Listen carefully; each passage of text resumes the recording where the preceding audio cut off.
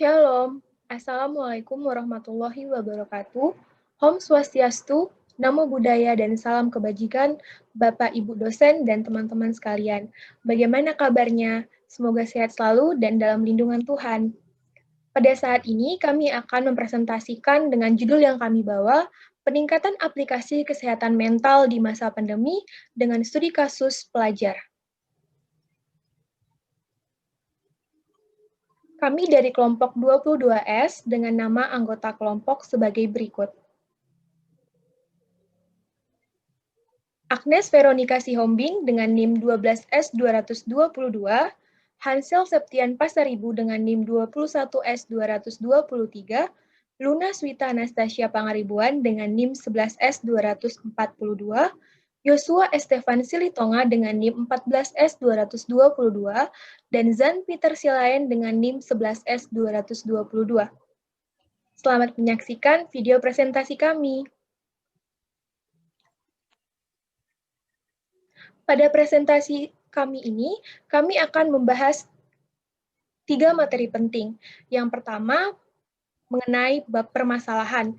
Bab permasalahan ini berisi dari penjelasan mengenai permasalahan yang akan kami bahas.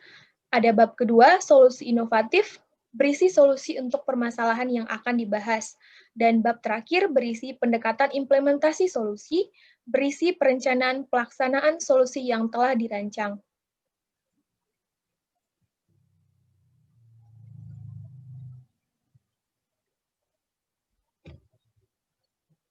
Sebelum masuk dalam pembahasannya, pertama-tama izinkan saya untuk memberitahukan mengenai pengertian dari kesehatan jiwa atau kesehatan mental. Kesehatan jiwa atau kesehatan mental adalah tingkat kesejahteraan fisiologis atau ketiadaan gangguan jiwa, yang nantinya akan kami bahas mengenai solusi inovatifnya. Oke, permasalahannya atau bab satunya ini disebabkan oleh coronavirus atau disease COVID-19 yang merupakan pandemik yang menular yang disebabkan oleh coronavirus dan menjadi krisis kesehatan di dunia karena penyebarannya yang sangat cepat. COVID-19 mulai terjadi pada bulan Desember 2019.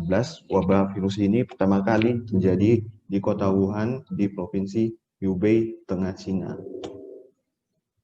Akibat dari pandemi COVID-19, dilakukannya pembatasan sosial yang menimbulkan rasa takut dan kecemasan bagi mahasiswa karena adanya sistem pembelajaran jarak jauh atau PJJ yang mengubah kebiasaan pelajar. Hal ini juga yang menyebabkan pelajar merasa tertekan tanpa disadari menimbulkan gangguan psikis. Sebenarnya kesehatan itu adalah kondisi kesejahteraan fisik, mental, dan sosial yang lengkap dan bukan sekedar tidak hanya penyakit atau kelemahan. Mental merupakan salah satu unsur yang dimasukkan oleh WHO dalam definisi kesehatan.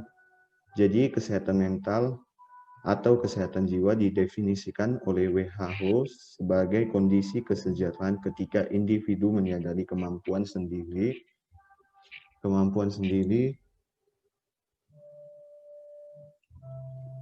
dapat mengatasi tekanan kehidupan yang normal, dapat bekerja secara produktif dan bermanfaat. Nah, pada bahasan kami saat ini, kami melakukan pembatasan masalah, yaitu adalah mahasiswa Institut Teknologi Dell Angkatan 2020. Oke, selanjutnya pada bab 2 akan dilanjutkan oleh teman saya.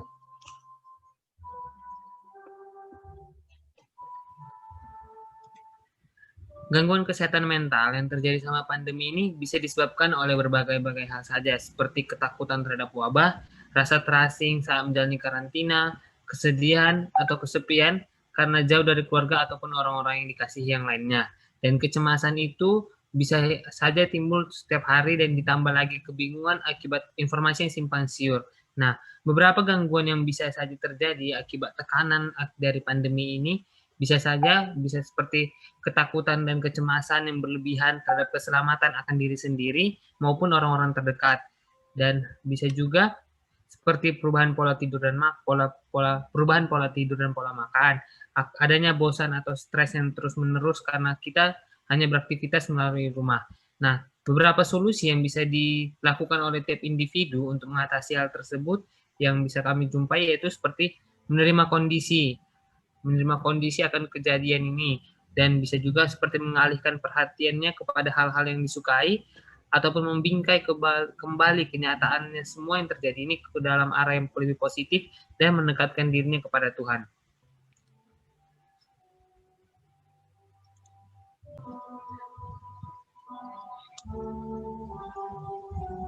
Nah, berdasarkan solusi-solusi yang di atas tadi, kami memberikan evaluasi kalau mengatakan bahwa solusi yang di atas itu belum tentu dapat meminimalisir kekhawatiran yang berlebih yang dialami oleh setiap masyarakat selama PSBB ini. Karena setiap orang itu tidak tahu harus sampai kapan dia harus menerima kondisinya, atau seberapa nyata dia harus membingkai segala keadaan itu ke dalam arah yang positif, ataupun yang sebagainya.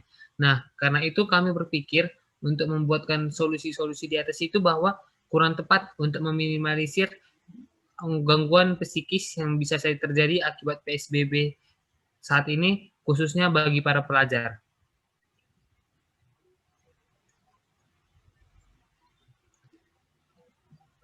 Nah, karena itu kami itu berpikir yang paling mungkin dilakukan itu untuk mengurangi rasa stres akibat tekanan dari pandemi ini adalah menemui para psikologi ataupun para psikiater.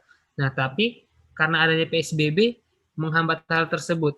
Jadi, kelompok kami itu memikirkan solusi untuk mendekatkan pasien dengan para psikolog atau psikiater melalui solusi yang berbasis aplikasi yang dapat digunakan melalui Android ataupun iOS untuk saling berkonsultasi antara pasien dengan para psikolog atau psikiater yang sudah disiapkan, baik secara via chat, teleponan, hingga panggilan video. Setelah melakukan beberapa diskusi tentang solusi yang lebih efektif, kami memikirkan beberapa pendekatan implementasi sosial. Yang pertama itu adalah rencana kerja. Rencana kerja ini adalah beberapa langkah yang kami buat untuk menyusun solusi yang tepat tersebut. Yang pertama itu adalah mencari masalah yang banyak dialami, mengetahui latar belakang permasalahan tersebut, bagaimana permasalahan tersebut di tengah-tengah masyarakat, dan bagaimana efek dan dampaknya nanti pada masyarakat. Yang ketiga adalah mendeskripsikan masalah lebih detail agar kami dapat menemukan solusi yang lebih efektif. Yang keempat itu membuat batasan masalah yang membantu kita nanti menentukan solusi yang lebih efektif. Yang kelima, mencari tahu apa saja solusi yang sebelumnya sudah ada dan apa saja kekurangan dari solusi tersebut, agar nanti solusi-solusi tersebut dapat dirangkum menjadi solusi yang lebih efektif lagi. Yang keenam adalah menciptakan suatu inovasi untuk pemecahan solusi tersebut, pemecahan masalah tersebut. Yang ketujuh adalah mendiskusikan apa saja yang bisa jadi satu kelemahan dari solusi yang sudah kami rencanakan tadi. Yang kedelapan adalah memilih fitur yang nantinya digunakan untuk solusi dari masalah yang ada.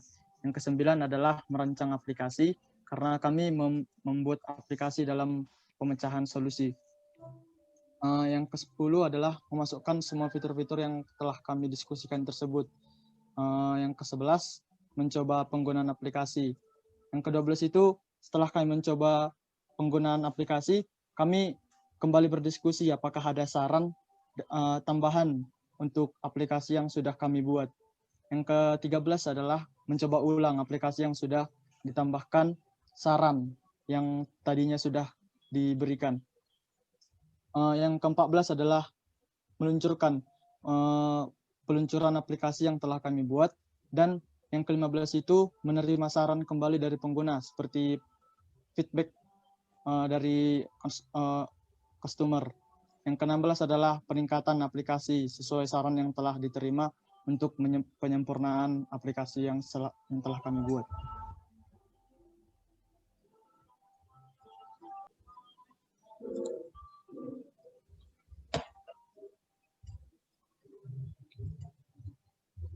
Pada anggaran ini kami mengestimasikan beberapa anggaran untuk pembuatan aplikasi dan pemecahan solusi yang telah kami diskusikan.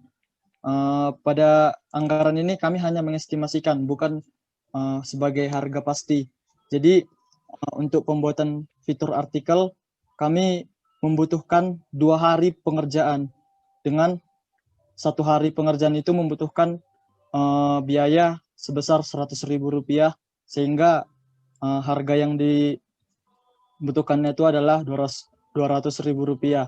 Untuk pembuatan fitur konsultasi baik itu chat psikologi, video call psikologi, dan juga konsultasi langsung psikologi, itu membutuhkan waktu selama 4 hari. Dengan perharinya itu diestimasikan harganya adalah Rp300.000, sehingga anggaran yang dibutuhkan atau biaya yang dibutuhkan untuk yang kelima ada fitur apotek online. Diestimasikan pembuatan harinya itu adalah pembuatannya itu selama 3 hari, dengan biaya per hari itu diestimasikan sebesar Rp100.000, sehingga biaya pembuatannya itu sebesar Rp300.000. Yang keenam ada fitur pengingat penggunaan obat. Estimasi pembuatan fitur tersebut selama 3 hari. 1 harinya itu diestimasikan biayanya itu sebesar Rp100.000, sehingga biaya yang dibutuhkan itu sebanyak Rp300.000. Yang ketujuh adalah kerjasama dengan psikolog. Kerjasama dengan psikolog ini pastinya mencari langsung psikolog-psikolog yang ingin bekerja sama dengan aplikasi kita, sehingga dibutuhkan waktu kurang lebih 7 hari. 7 hari untuk menemukan psikolog-psikolog yang ingin bekerja sama dengan aplikasi kita. Dengan anggaran 1 hari itu membutuhkan biaya sebesar Rp500.000, sehingga biaya untuk pembuatan kerjasama dengan psikolog ini dibutuhkan biaya sebesar Rp3.500.000. Yang kedelapan adalah perancangan ide aplikasi. Perancangan ide aplikasi ini kami membuatnya selama 5 hari, di mana kami berdiskusi untuk pembuatan aplikasi tersebut. Untuk perancangan ide aplikasi ini kami menganggapnya gratis. Kenapa? Karena perancangan ide aplikasi ini adalah langsung murni dari ide kami sendiri, sehingga tidak memerlukan biaya sedikit pun atau tidak memerlukan anggaran biaya. Sehingga untuk pembuatan aplikasi ini dibutuhkan dibuat selama 24 hari.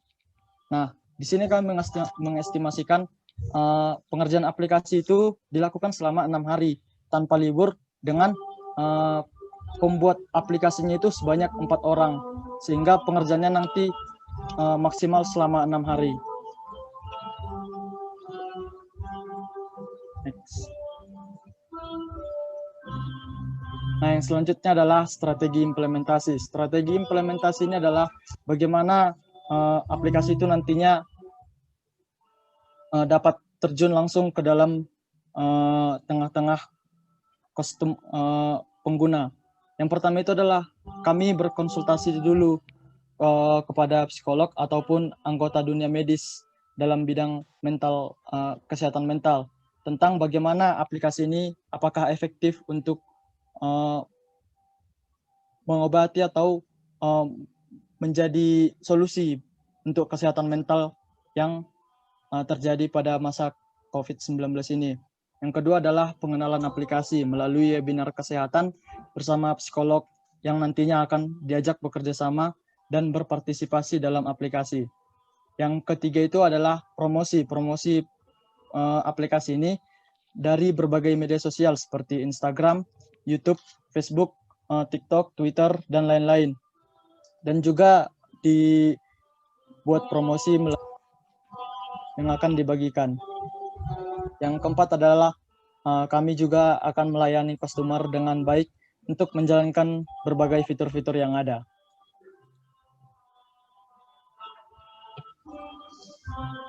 Yang selanjutnya adalah operasionalisasi aplikasi. Seperti yang sudah diketahui, aplikasi yang kami buat ini akan dapat digunakan pada aplikasi berbasis Android maupun berbasis iOS. Nah, untuk aplikasi berbasis Android hanya dapat diunduh pada Android generasi 5.0 Lollipop dan generasi selanjutnya. Untuk generasi versi iOS, aplikasi ini dapat diunduh pada versi iOS 8 dan versi iOS selanjutnya. Yang ketiga itu aplikasi ini membutuhkan izin lokasi karena nantinya akan menggunakan fitur konsultasi psikolog langsung dan juga fitur apotek online. Yang keempat itu adalah aplikasi ini membutuhkan izin penyimpanan, membutuhkan izin kamera, membutuhkan izin penggunaan di latar belakang, dan membutuhkan jaringan data.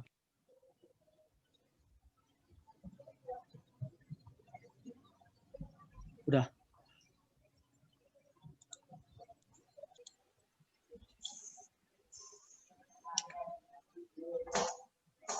Selanjutnya, pada bagian B adalah manual implementasi. Yang pertama, instalisasi. Aplikasi ini bernama Piscodel adalah produk yang berwujud aplikasi sehingga bisa mendownload di Play Store atau App Store. Penginstalan aplikasi juga harus sesuai dengan kriteria yang tadi telah kami berikan, agar fitur-fitur di dalamnya dapat berjalan dengan baik. Dan aplikasi ini tidak memerlukan banyak penyimpanan sehingga proses penginstalannya dapat dilakukan dengan cepat.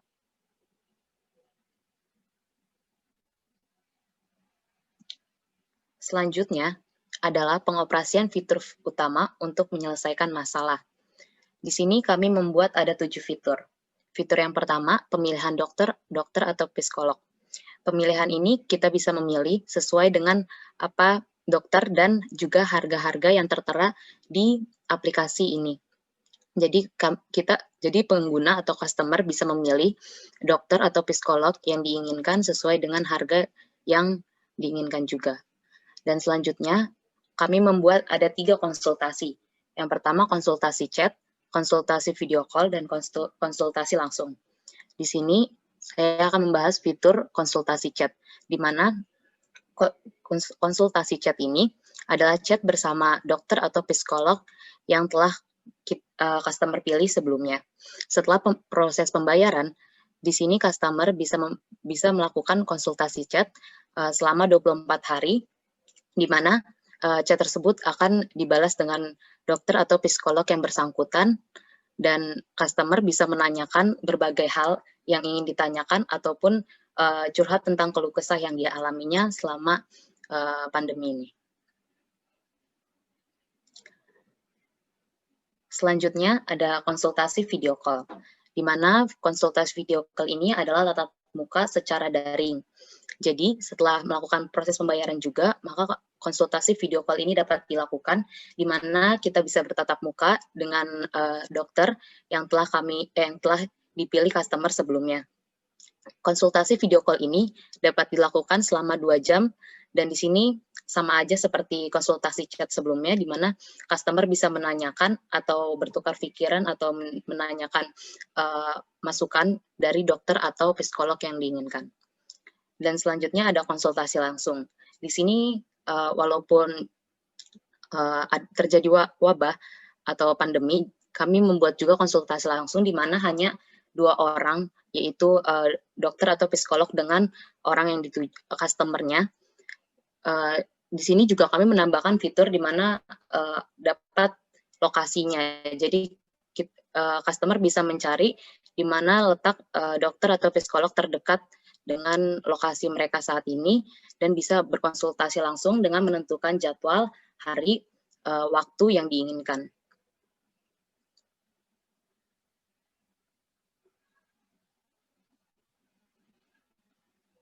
Fitur yang kelima adalah apotik online. Setelah konsultasi terjadi, maka dokter atau psikolog bisa memberikan obat yang sesuai dengan keluhan-keluhan atau mungkin seperti obat-obat yang berguna untuk pasien atau customer tersebut. bisa dibeli melalui apotik online yang telah kami sediakan. Di sini kami apotik online ini akan memberikan layanan antar jemput juga, seperti layanan JNE atau JNT atau sebagainya, dan bisa pembayaran bisa juga dilakukan melalui OVO, GoPay, maupun kartu kredit ataupun kartu debit lainnya. Dan yang keenam adalah artikel, di mana artikel-artikel ini akan memuat tentang kesehatan mental ataupun tentang artikel-artikel untuk penyemangat atau artikel-artikel yang berguna untuk customer kami. Di sini juga akan berbagikan tips-tips ataupun hobi-hobi yang disukai oleh customer. Dan aplikasi dan fitur-fitur yang terakhir adalah kuesioner, di mana kuesioner ini bisa dipakai untuk mengetahui seberapa depresi, stres atau cemas kita untuk selama pandemi ini, dan di sini juga bisa bisa mengenali diri kita sendiri. Dan itu dia 7 fitur-fitur yang kami buat dalam aplikasi ini.